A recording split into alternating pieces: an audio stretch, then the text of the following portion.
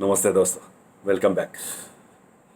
जैसे कि हम लोग ने लास्ट एपिसोड में डिस्कस किया था कि हम लोग बात कर रहे हैं गॉड की, भगवान। ये बारे में सब लोगों ने मुझे दो तीन जन को ने क्वेश्चन पूछा था कि आप जब माइंड की बात कर रहे हो तो वहाँ उसमें भगवान का रोल कहाँ है और वो उसका सब्जेक्ट बीच में कहाँ से आ गया। तो मैं आपको ये कहना चाहता हूँ कि मैंने शायद इसका एक्सप्लेनेशन पहले भी कहीं दिया था। आज फिर से हम लोग उसका एक्सप्लेनेशन मैं देता हूँ कि हम लोग अभी डिस्कशन कर रहे हैं कि आपके मन पे प्रभाव पड़ने वाले सबसे बड़ी चीज़ कौन सी है, या the most influencing factors on your mind, उसके बारे में हम लोग अभी डिस्कशन कर रहे हैं। और उसमें से सबसे अहम चीज़ है भगवान। आपके मन पे सबसे ज़्यादा प्रभाव किसी चीज़ का पड़ता होगा तो वो है भगवान। ऐसा कोई रिलीजन नहीं है जिसमें भगवान का जिक्र नहीं है। सो भगवान ये ऐसी एक चीज़ है कि जो यूनिवर्सली एक्सेप्टेड है।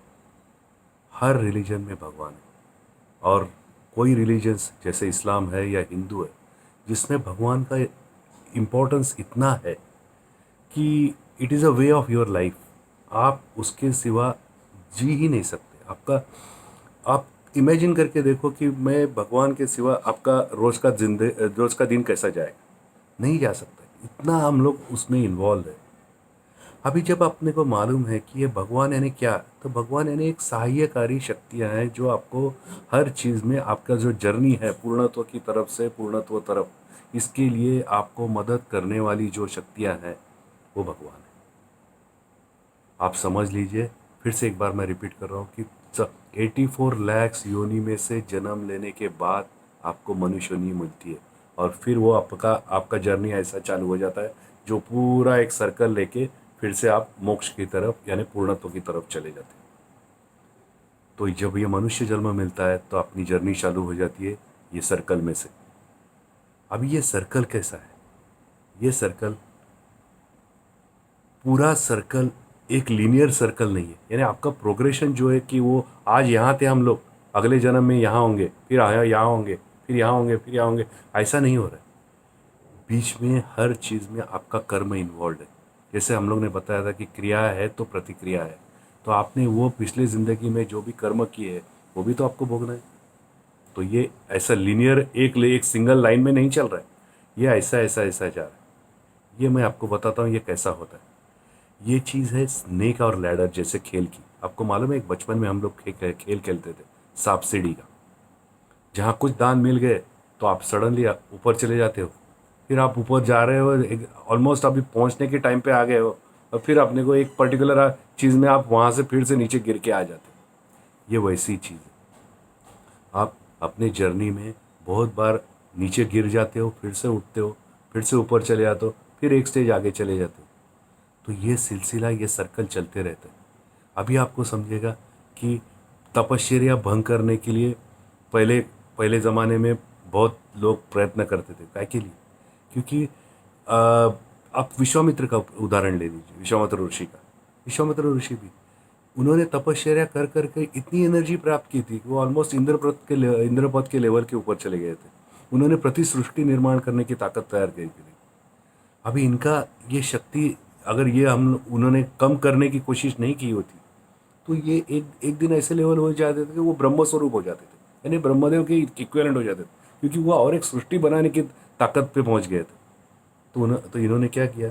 मेनका को भेज दिया। तो मेनका का थ्रू उन्होंने क्या किया, उसका शक्ति कम कर दी कि ताकि उनको फिर से ये लेवल पे पहुंचना चाहिए। तो दैट इज़ अ गेम। आपको ये अभी आपको जैसे ऊपर जाना है तो धीरे धीरे धीरे धीरे आपको ये सर्कल ये प्राप्त करना है। आप एक एक्सट्रीम लेवल पे जा रहे हो और फिर से भगवान की तरफ जा रहे हैं। तो ये खेल चलते रह रहा है। ये स्नेक लैडर खेल चलते ही रहेगा। आपको कुछ चीज़ को प्राप्त करनी है। अभी आप एक समझ लीजिए कि ये सर्कल प्राप्त करने के लिए आपको एक सहायकारी शक्ति है जिसे हम लोग बोल रहे हैं भगवान। लेकिन जब सहायकारी शक्ति बोल रही है तो कुछ अनिष्टकारी शक्तियाँ भी होंगी। क्योंकि प्रकाश है तो अंधेरा है। अंधेरे के सिवा आप प्रकाश इमेजिन भी नहीं कर सकते। तो हर चीज़, every coin has a two sides. तो अगर कुछ अच्छी चीज़ है तो बुरी भी चीज़ होनी चाहिए। क्योंकि उसके सिवा आप इसको अच्छी चीज़ बुरी बोल ही नहीं सकते। तो इसका मतलब आपको आपके जब कोई सहाय्य कार्य कर रहा है तो आपको कोई अनिष्टकारी भी है। जिसे हमारे शास्त्र में भूत, पिशाच, राक्षस, दानव ऐसे बहुत सारे नाम हैं। ये चीज़ आपको आपके राह में से भटकाने के लिए मदद कर रही है, आपको अवनत करने के लिए कर रही है। यानी हर चीज़ के दो पहलू हैं। आपको कुछ चीज़ मदद कर रही है और कुछ चीज़ आपको अनिष्टकारक है। इसको रोकने के लिए अपने शास्त्र में बहुत बार हम लोग कवच बोलते हैं। मंत्र में एक कवच रहता है, जो कवच आपको ये शक्तियों से रोकता है। आप हनुमान चालीसा भी देखेंगे तो भूत पिशाच निकट नहीं आवे, यानी हम लोग क्या कर रहे हैं, वो अनिष्टकारी शक्ति दूर रखने की कोशिश कर रहे हैं। क्योंकि जब तक हम लोग इसके आने हितकारी शक्तियां ही अपने को जब तक मदद करेंगी, तब तक अपना प्रोग्रेस फास्ट होगा। अब ये हितकारी शक्तियां का भी आप एक देख लीजिए, जब तक आप हितकारी शक्ति के अधीन हो, यानी जब तक आप भगवान का कर रहे हो, तो आप सत्वगुण में हो। आप रावण का भी एक एग्जाम्पल देख लीजिए, बहुत इंटरेस्टिंग है वो। रावण वो तीन भाई थे, रावण था, विभीषण था और कुंभकर्ण था। तीनों के तीनों ब्रह्मा की तपश्चर्या करने बैठे थे। तीनों सत्वगुण में थे। तीनों ने कड़ी तपस्या करने के बाद वर प्राप्त किए। अभी वर प्राप्त करने के बाद उन्होंने उसका यूटिलाइजेशन कैसा किया? रावण गया रजोगुण में, राजा बन गया, वो उसका उपभोग लेने लगा वो शक्तियों का। विभीषण ने सत्वगुण में रह गया, तो वो भगवान की पूजा, भगवान के ही इसमें सत्वगुण में रहने लगा, तो आखिर तक वो सत्वगुण में रहा। कुंभकर्ण ने उसका तमोगुण इस्तेमाल किया, वो शक्तियों का तमोगुण में इस्तेमाल किया, वो सोने लगा। यानी वही शक्ति है जो आपको, जब तक आप सत्वगुण में थे तब आपको ये सब शक्तियाँ प्राप्त हुई।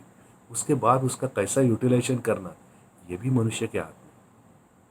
तो आपको शक्तियाँ तो पहले तो शक्तियाँ मिलने के लिए प्रयत्न करने, जब शक्तियाँ मिल गई तो उसका कैसा उपयोग करना, ये भी आपके हाथ में। अगर ये आप देखोगे तो ये बहुत इंटरेस्टिंग गेम है। एक बार आपको ये शक्तियों का पता चल गया कि ये गेम ऑफ एनर्जी कैसा चलता है, तो फिर आपको ये समझना भी आसान है और ये कार्य करना भी आसान है। अभी आप एक समझ लो, ये एक ऐसा है कि ये ड्रामा चल रहा है, आप थिएटर में अंदर बाहर कर रहे हो। जैसे आप थिएटर में अंदर के ड्रामा चालू हुई है, आपने उसमें एक रोल निभा दिया, फिर आप बाहर चले गए, फिर अंदर चले गए, ड्रामा चालू हुई है, आप अंदर चले गए, अपना रोल निभाना शुरू कर दिया।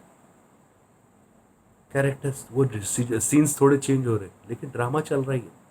ये ऐसे ही अपनी ज़िंदगी चल रही है। इसके लिए बोलते हैं कि भगवान और मृत्यु से कभी डरना नहीं चाहिए।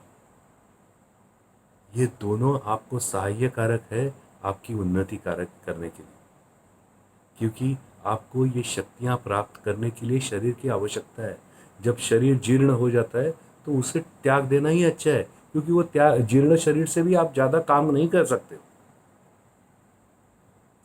वो हम लोग शरीर त्याग रहे, नया शरीर ले रहे, चल रहा है, ये सिलसिला चलते रह रहा है और अल्टीमेटली हम लोग अपने अपने गोल पे तरफ जा रहे हैं। ये गेम समझ लो। भगवान से कोई डरने की जरूरत नहीं। बहुत जन लोग डरते, भगवान से पूजा इसके लिए करते कि अगर मैं ना करूं तो वो भगवान मुझे यह तकलीफ देगा, मुझे ये तकलीफ। भगवान तकलीफ नहीं दे रहा है आपको। आप जो भोग रहे हो वो अपने कर्मों से भोग रहे हो। भगवान आपको मदद ही कर रहा है, वो सहाय्य कारक ही है और वो सहाय्य कारक ही रहेगा। तो भगवान से प्यार करो, भगवान से डरने की जरूरत है। मृत्यु से भी प्यार करो। मृत्यु अनएविटेबल है, आप उससे डरो भागो, मृत्यु तो लेना ही है। मृत्यु अपना अपना राह देख लेता है। आपका अगर जन्म है तो मृत्यु है, तो इसमें डरने की क्या चीज़ है?